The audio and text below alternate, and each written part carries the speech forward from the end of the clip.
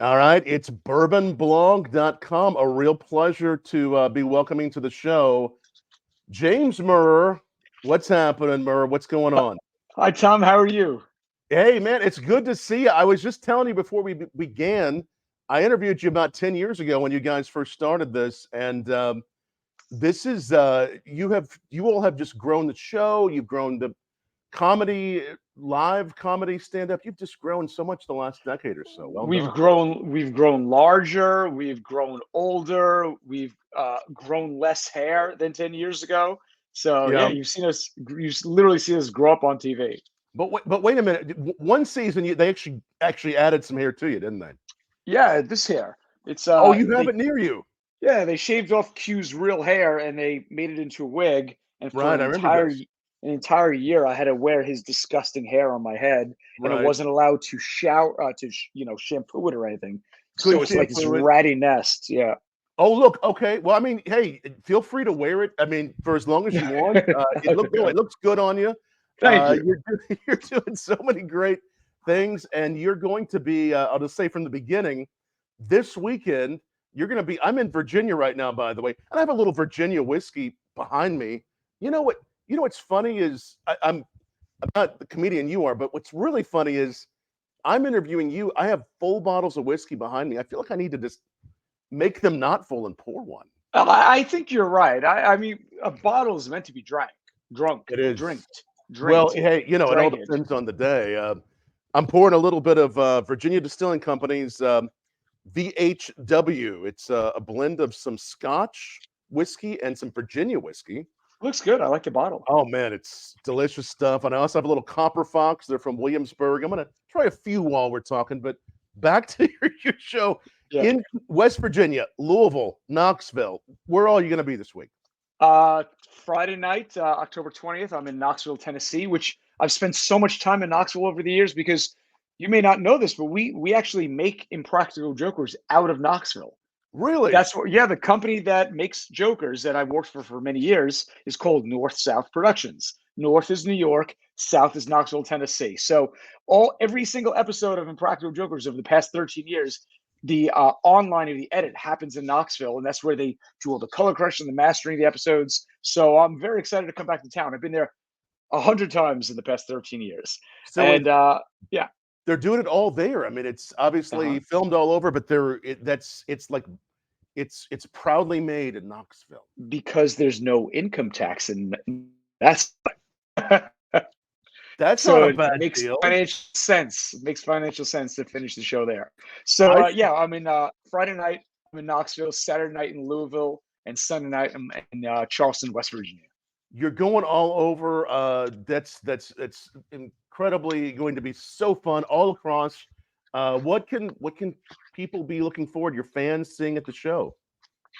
It's like my stand-up comedy show is like seeing Impractical Jokers live. Like it's I tell stories from our lives, from the TV show, from my own personal life, traditional stand up. I shot hidden camera challenges just for the live show that you can't see anywhere else. And the coolest part of my live show is that we actually play Impractical Jokers live at the end of the show, meaning I choose someone from the crowd, put an earpiece in their ear. I send them out into the streets of Knoxville, Louisville, Charleston, and we watch on screen in the theater as live on the spot. They've got to do and say what I tell them to in public. It's like watching the show happen right in front of your eyes.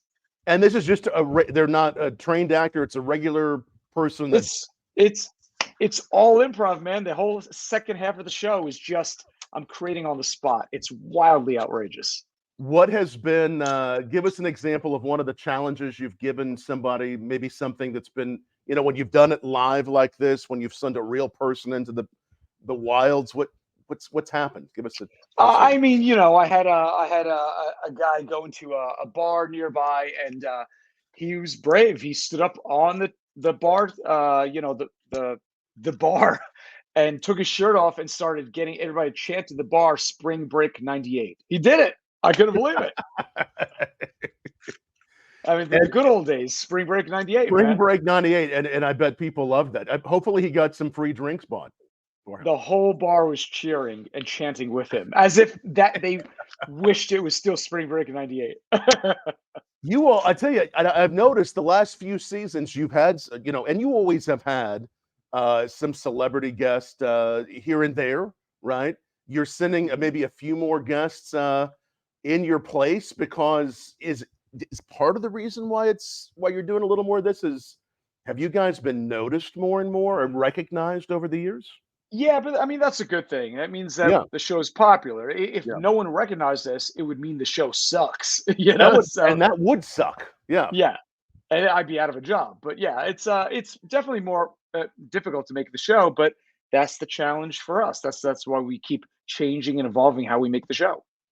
Are there any like things that you're doing behind the scenes to make sure that maybe you're not obviously it's become a huge show, so many people love it, and well done to you all for making it that, but are there ways that you try to position it to where, hey, this, if we're there in person with them, maybe they won't recognize us? I tell you what, we get away with so much still to this day Right. because honestly, you remember you're only seeing one of us at a time. You're not seeing, and we're Right. usually in some kind of. I'm wearing Q's hair. I've got a baseball hat on, I'm working with a uniform on in a certain business or what have you. And you might think I look familiar, but your brain doesn't jump to Impractical Jokers. It's out of context. It's your own life that you're living. Never in a million years you think, and we're also watching you 5 minutes before we ever interact with you. There's 20 different hidden cameras honed in on you walking across the food court in the mall long before you ever get near where we're filming, so like if there's even a slightest moment of recognition in your eyes, even from 100 yards away, when you spot Sal, there's 50 crew members watching those monitors. Right. You're never going to get it past us. We spot you a mile away. You know what you're almost like spying on them in a good way. You're spying on them. You're getting an idea if they're like, oh my gosh, that's Murr. You're really studying them before you go on to the. I tell you what, we still Yeah. get every few months. I'll get a message or come into our managers or what have you that another college is teaching Impractical Jokers as part of their curriculum, because like a lot of psychology classes teach the show and show Right. the show as an example. And truly, I think the show is a really interesting insight into human behavior, Right. and it really is, and it's very it evolves with the times too because it's been on so long, and we shoot the TV show so fast that we can stay very up to date with cultural changes, norms, jokes, very topical jokes that still, one day I'll go back and watch the show from the beginning just to see how not only we've changed, but the fan base has changed and culture has changed. It really is an interesting cultural examination. It is. It is. What have you? I mean, I'm sure there's so many things that you've personally learned since what you said 2010s when you first Yep. started doing it. What do you think you've most learned about human behavior? I think what's interesting to me is that people are generally good, and I think a lot of people doubt that, people are what have you, but I think generally people are fundamentally good natured and want to be good natured too. Right. And I think we get away with a lot more than I when we first started filming the show. We were all terrified of everything, but now I have a much uh, more honed sense of what I can get away with, what I can do, how far you can push people, Right. and most people like there's a punishment coming up next year. It hasn't even been on TV yet. We shot it already. Yeah, I think it's one of the first episodes next year. I lose the episode, and the guys made me go to a White Castle in the Bronx, the drive-through, right? And they made me pull up behind people in their cars to the drive-through, but the guys control the horn secretly, right? They had a trigger, and so I'm behind people in the drive-through waiting to get up to order, and the guys are just leaning on my horn, but I look like the jerk doing it, and I'm like, I'm gonna get my ass handed to me, like, and sure enough, several people got out of their cars to confront me, but no one took a swing. And some people, even the most intimidating people in their cars, took it all in great stride. I think people are generally more good natured than you realize. They really are, and we want to. Hey, and I want to, especially as a whiskey and bourbon guy, I do believe that we're bringing people together. You're bringing people together over comedy. We like bringing people together over whiskey. But has there ever been a time where, and we're all watching like on the edge, like Oh wow, well they get so mad that something will erupt. Have there been any things that have erupted? I mean, It's only happened once. I've told the story before. It's only happened yeah. once. Of course, it was against me, but I knew it was going to happen because I know people's buttons. And the guys had me go up to this very large gentleman in a store. He was shopping for jeans. They ran down like the biggest bra you've ever seen in your life, like a size Z bra, right? And they told me to go up to the guy and without saying a word. So they took away my only defense, right? Is my art of bullshittery, right? They said, go up to him without saying a word and hold the bra up to his chest. And when he asks you what the hell you're doing, tell him that he's about the same size as your wife and you wanted to see if this is the right size bra for her. Well, I said to the guys, I was like, guys, if I do that, he's going to pop. I can read his character. I know that he's a tough guy. He's a Right. man's man kind of guy. It's like if you go up there and push his buttons in terms of that, he's gonna pop. And they said, Murray, you got to do it. I did it, and he popped. And he took out his cell phone. He whacked me in the eye with his cell phone. I had a full black eye, and he chased me around the store like a scurrying little ferret, you know. But I knew it was going to happen, so and frankly, I deserved it. It almost feels like sometimes when it cuts to break and we're watching one of you like try to decide, do I go that extra step or do I not? It almost feels like maybe there's sort of a test that you go through in your mind to decide, do I do it? Is there a test that you each have that you as a group have? Well, I would say that there's limits, right? We're Right. all gentlemen. We were raised to be gentlemen, raised to not Of course. offend people. Right. We went to an all boys Catholic high school, Right. and we also have our own limits. Like I Right. would never disrespect an elder, a woman. I would never. It's just these things are not in my DNA. So like we all get really nervous when we're told to do inappropriate things or off color things to people because I also believe in personal liberties and freedoms. Don't I don't I don't want to be involved in your life. You live your life however you want. I have no problem with it. Just don't Right. hurt yourself or others. You know what I mean?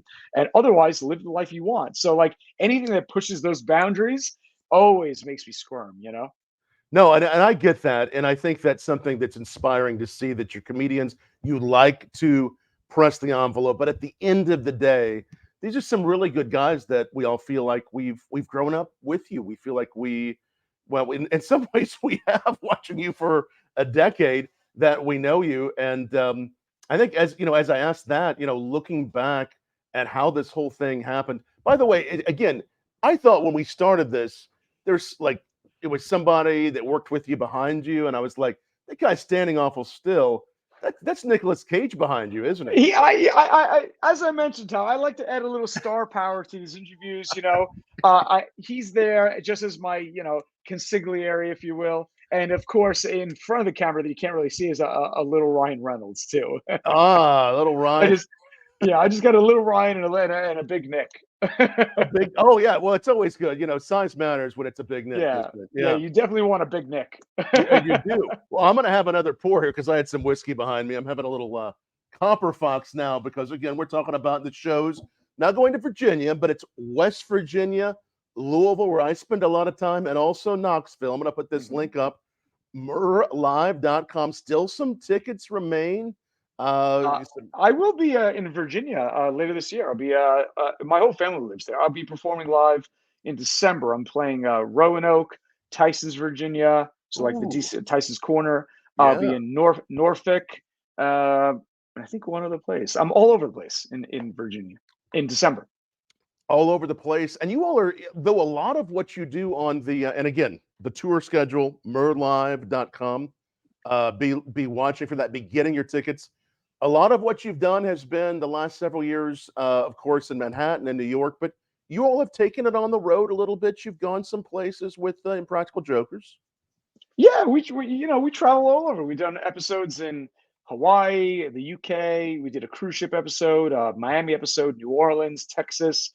But keep in mind, Tom, I get paid the exact same amount of money whether I film the TV show one block from my house or 10,000 miles away. So if I could film an episode in my bedroom, I would. Well, I remember that episode. It's been a while where you were jumping on a bed with the gentleman that You're going back to season one, my friend. season Wow. one. Yeah. Yeah. Yeah, you got that guy to jump on the bed, and that was what was I was trying to remember what happened there. I was trying to look for a new roommate, and he came in, applied. He wanted to see the apartment. I showed him around the apartment, and then he was just a very excitable guy. And they told me to match his energy, so I started matching him. And he just kept building and building and building. And in that moment, I was like, I bet you I can get this guy to just start jumping on my couch with me, and he did. And he did.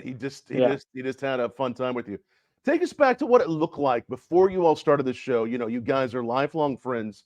What were, growing up, some of the very first pranks that you all ever played on people?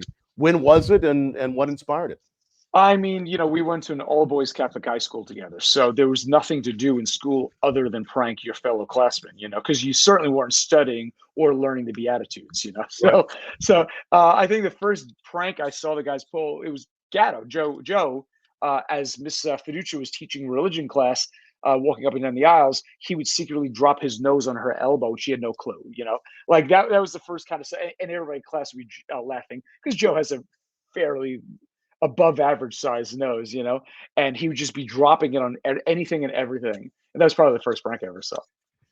And pranked other pranksters that you all have been inspired by growing up? Have there been other pranksters, comedians that you all really loved? I just did an interview before this. We're dear friends with the Zucker brothers who made Airplane, Naked Gun, and I just did an interview. I'm co-hosting a panel on with David Zucker next Monday in Oh, Philadelphia, wow. and they had just had book about the making of Airplane come out. So, yeah, I would say the Zucker brothers huge influence on the guys and I, which is all visual gags, and I mean, there's probably more jokes in 90 minutes of Airplane than in 20 hours of any other movie, any other comedy movie put together.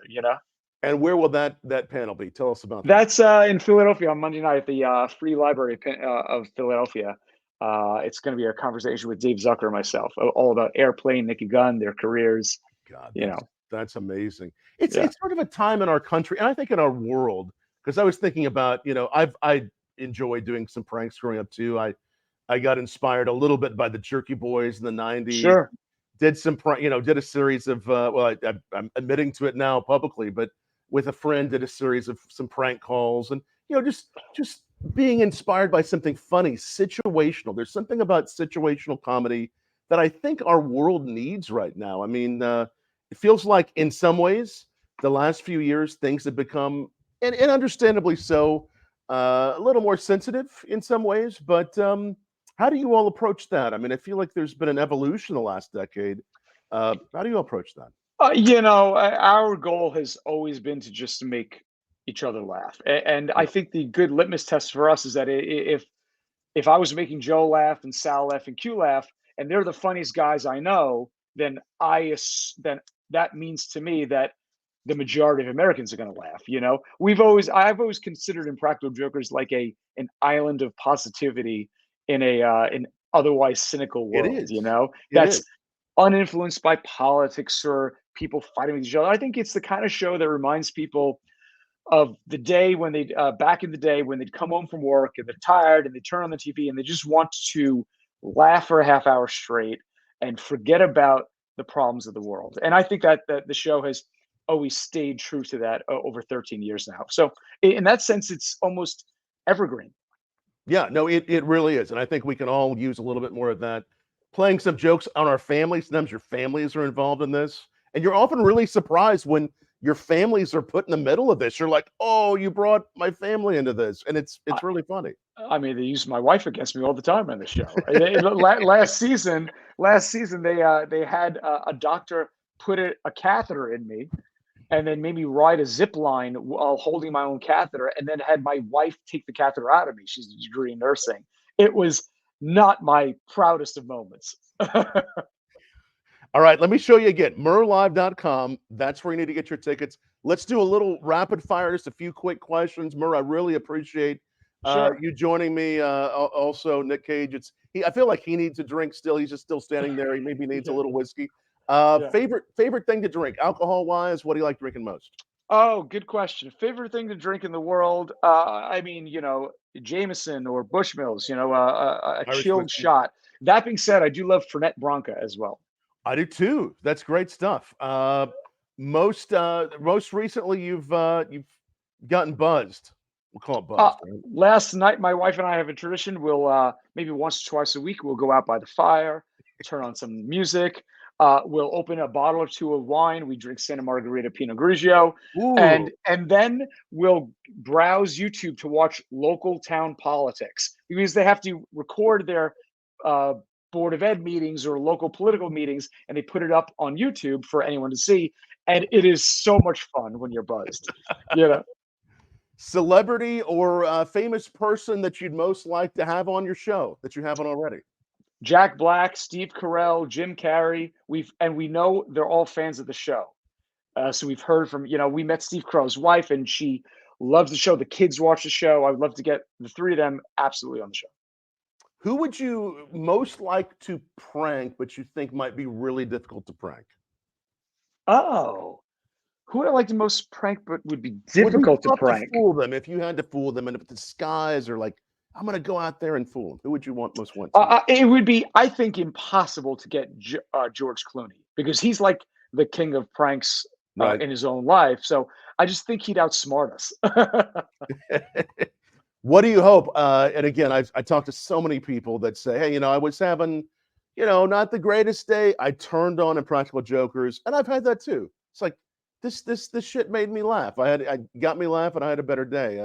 What do you hope at the end of the day? I mean, as you look forward to the next 10 years, what do you hope to be doing, and uh, what legacy do you hope to leave? Interesting question about legacy. We're blown away that families watch the show and have grown up Right. watching the show, and we're the show they all agree on. Blown away to this day by it. I think that's the ultimate legacy: is that the kids that started watching the show when they were 10 years old are now graduated college and with their own married themselves with children on the way. That blows me away, and that's the legacy: is that it just keeps going, going, going, and bringing families together.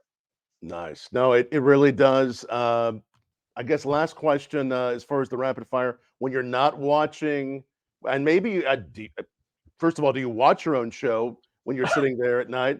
And when you're not, anything you're binging on right now? Good question. I just rewatched Breaking Bad from beginning to end, and Ah, now I'm watching for the first time Better Call Saul. it's a great show. Those are both really good. Yeah. And then we watch so many great horror movies every week. Last night we watched Slaughterhouse, which is it's like a slaughterhouse. It's about a sloth from Panama that gets brought to America and takes up residence inside a sorority house. And of course, the sloth goes crazy, and it's like just tears everyone apart. It's great fun, especially when you're drinking. Oh, it really is. And I feel like Yeah. next time we do this, Murr, and again, thanks so much for joining us on Bourbon Blog. You and I, we should come up with, even virtually, you and I should prank someone that's not expecting it, and just do a reveal at the very end. I would love to. I mean, I know one guy I would love to prank. Oh He's my right. god. Yeah, that'd be amazing. I think we may have an idea that now don't tell, but I think we may have an idea here for next time.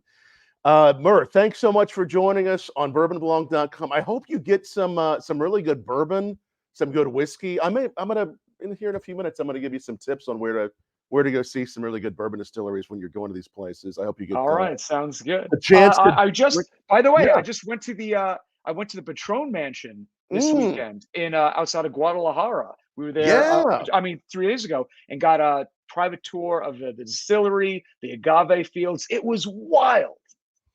That's amazing. Actually, I am scheduled to be going there myself at some point. We love Patron. I host some tequila tastings. What was your favorite Patron that you tried? Do you remember? I gotta tell I haven't drank tequila in a long time. I usually stay away from it. So, but it's all tequila. But they did an amazing job at recreating all classic drinks that you would normally have with vodka or with whiskey or what have you, but using tequila so accurately that you didn't even know it was tequila. But of course it is. You're at Patron. Yeah. They somehow figured out how to combine certain ingredients. They made a gummy bear, essentially like a martini, right? Wow. A gummy bear martini. It had gummy bears in it to sweeten it up, and a number of other ingredients that it tasted just like martini, but it's made of tequila. It was wild.